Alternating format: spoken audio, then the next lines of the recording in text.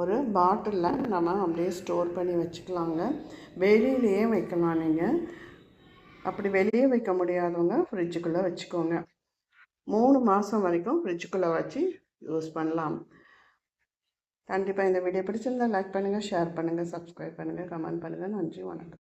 உங்களுக்கு அன்போடு வரைக்கும் நம்ம சும்மா இருக்க நேரத்தில் இந்த மாதிரி ஒரு குழம்பு ரெடி பண்ணி வச்சிட்டோம்னு வச்சுக்கோங்க. காலையில் வந்து ஒரு 2-3 வாரத்துக்கு நம்ம கவலையில் அப்பப்போ லேட்டாக எழுந்திரிச்சோம்னா டக்குன்னு இந்த குழம்பு இது பண்ணிக்கலாம். வெந்தய ப்ரீமிக்ஸ் தான் பார்க்குறோம். வெந்தய குழம்பு ப்ரீமிக்ஸு.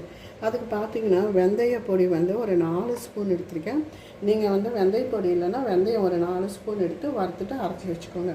அப்புறம் கடலப்பருப்பு ஒரு 3 ஸ்பூனு, அப்புறம் தனியா வந்து 3/4 கப்பு, அப்புறம் பூண்டு ஒரு 10 பல், மிளகு 1 ஸ்பூனு, சீரகம் 1 ஸ்பூனு, அப்புறம் வத்த மிளகா, அப்புறம் உங்களுக்கு வழக்கம் போல் நம்ம சாம்பார் வெங்காயம், பூண்டு, அவ்வளோதாங்க. இப்போ ஈஸியாக இது எல்லாமே வறுக்கக்கூடிய பொருள்கள் எல்லாமே வறுத்தெடுத்துடலாம். 3 மாதம் வரைக்கும் உங்களுக்கு கவலையே இல்லைங்க. நல்லா இருக்கும் இந்த குழம்பு.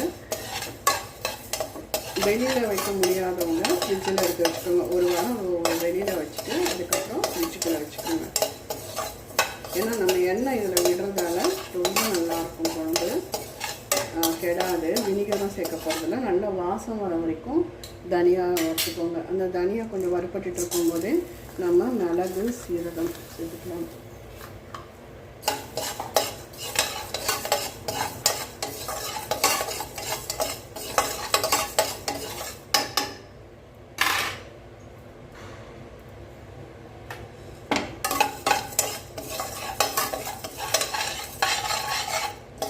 நல்லா வாசம் வர வரைக்கும் சேர்த்துக்கணும். இப்போ இது வறுத்தாச்சு. இப்போ இதோட வத்த மிளகாய் சேர்த்துக்கலாம்.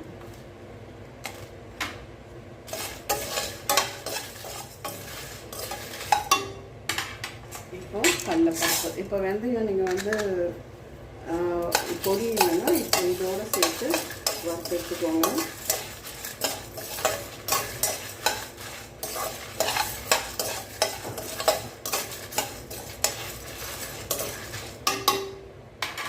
வறுத்தாச்சு. இப்போ அடுப்பை அணைச்சிட்டு ஆற வச்சிடலாம். பொடி பார்த்திங்கன்னா நல்லா இந்த அளவு நைஸாக நம்ம அரைச்சிருக்கணும். இப்போ பார்த்திங்கன்னா இதோட தக்காளி, பூண்டு, சாம்பார் வெங்காயம் ஓட்டிட்டு வந்துடலாம். இதே அரைச்ச மிக்சியிலேயே பாருங்கள் அரைச்சி எடுத்துகிட்டு வந்துட்டேன். இப்போ கடாயில் எண்ணெய் காய வச்சுருக்கேன். இனி நம்ம தாளிச்சிடலாம். பொடியும் அரைச்சிட்டு வந்தாச்சு. இதில் பார்த்திங்கன்னா கடுகு, பூண்டு, கருவேப்பிலை, பச்சை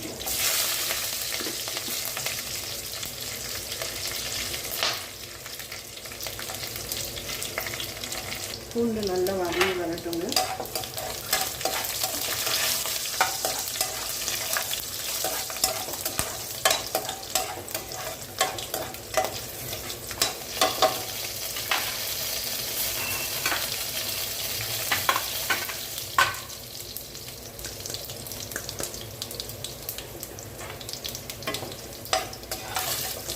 பூண்டு ப்ரௌன் கலர் ஆகிடுச்சு. இப்போ நம்ம ஒரு 10 சாம்பார்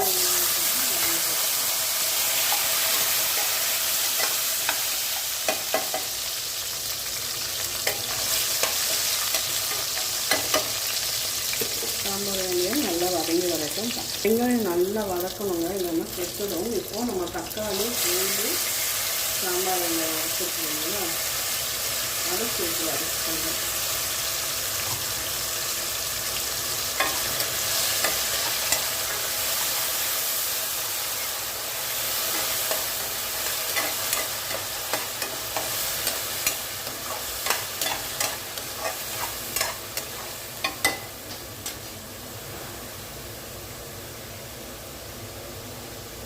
இப்போ நம்ம இதுலேயும் மிளகா அரைச்சிருக்கோம். அதனால் தனி மிளகாய்த்தூள் ஒரு காரத்துக்கு ஏற்ற மாதிரி போட்டுக்கோங்க. நான் ஒரு 1.5 ஸ்பூன் போட்டிருக்கேன். இப்போ இதில் புளித்தண்ணி,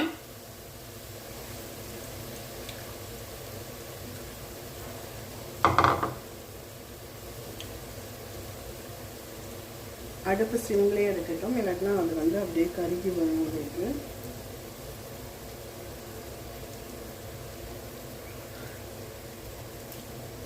கெட்டியாக கரைச்சா புளி தண்ணியை சேர்த்துக்கோங்க.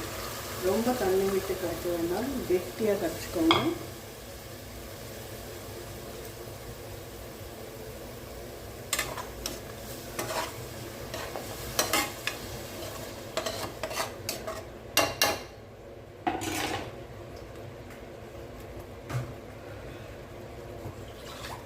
இதோட நம்ம மிக்ஸி ஜார் அளவுன தண்ணி, உப்பு நம்ம இது வரைக்கும் போடல,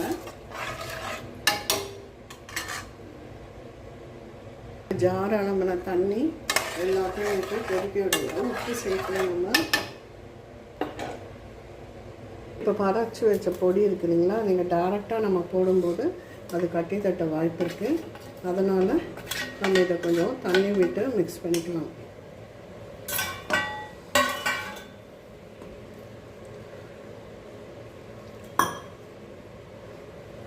இதில் நான் அந்த வெந்தய பொடியும் கலந்துட்டேங்க.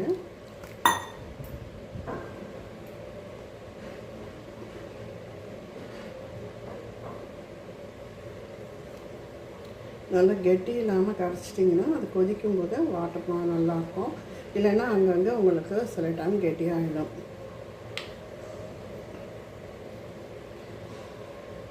பாருங்கள், கட்டி இல்லாமல் நம்ம கரைச்சி வச்சாச்சு. ரொம்ப தண்ணியாக கரைக்கக்கூடாது, கொதிக்க உங்களுக்கு வந்து கொஞ்சம் லேட் ஆகும். இந்த பதத்தில் இருந்தால் போதும். இப்போ பார்த்தீங்கன்னா புளி தண்ணி பச்சை வாடை போல நல்லா கொதித்து வரணும். இதில் நம்ம வேறு எந்த காய்கறியும் நம்ம சேர்க்க போகிறதில்ல. நல்லா கொதித்து வரட்டும். அப்புறம் நம்ம கரைச்ச இந்த பவுடர் விழுதை நம்ம சேர்த்துக்கலாம். இப்போ நல்லா கொதித்து வரட்டும். இந்த ஸ்டேஜில் இதுக்கு உப்பு போட்டுக்கலாம்.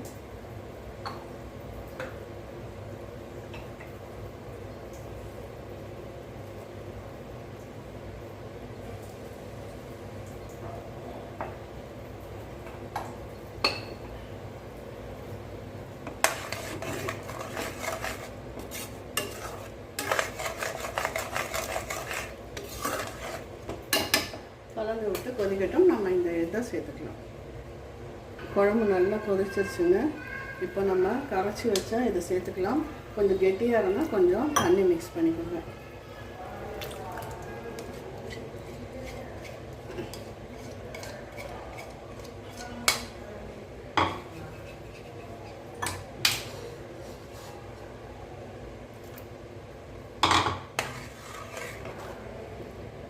அடுப்பை ஏற்றி விட்டுக்கோங்க.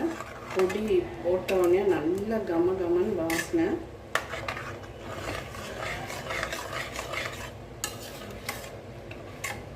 உப்பு காரம் எல்லாமே செக் பண்ணிக்கோங்க.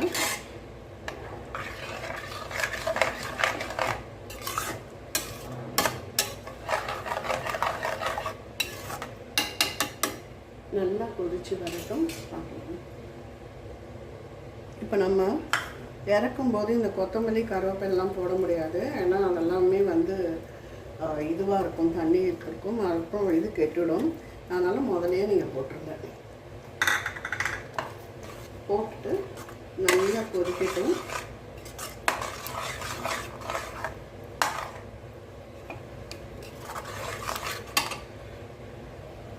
தேவைப்பட்டால் கொஞ்சம் தண்ணி விட்டுக்கலாம் நீங்கள். இப்போ கொதிக்கட்டும் பார்க்கலாம். இப்போ இதில் ஒரு 4 ஸ்பூன் நல்லெண்ணெய் விட்டுருக்கேங்க. அதெல்லாம் விட்டாலும் உங்களுக்கு வந்து இது ரொம்ப நாள் தாண்டி வரும்.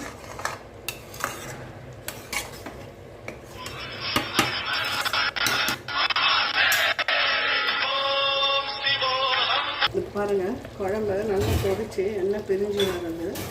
இப்போ இந்த ஸ்டேஜில் 1 ஸ்பூன் வெல்லம். இது ஆப்ஷனல் தான், நீங்கள் சேர்க்கணும் சேர்த்துக்கலாம்.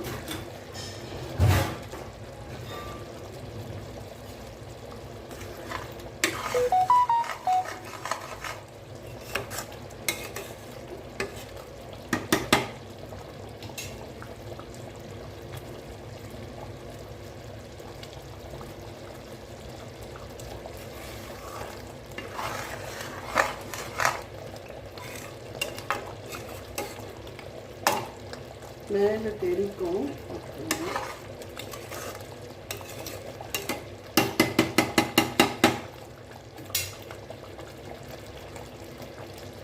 அவ்வளோதான், எண்ணெய் வந்து பிரிஞ்சு வர ஆரம்பிச்சாச்சு.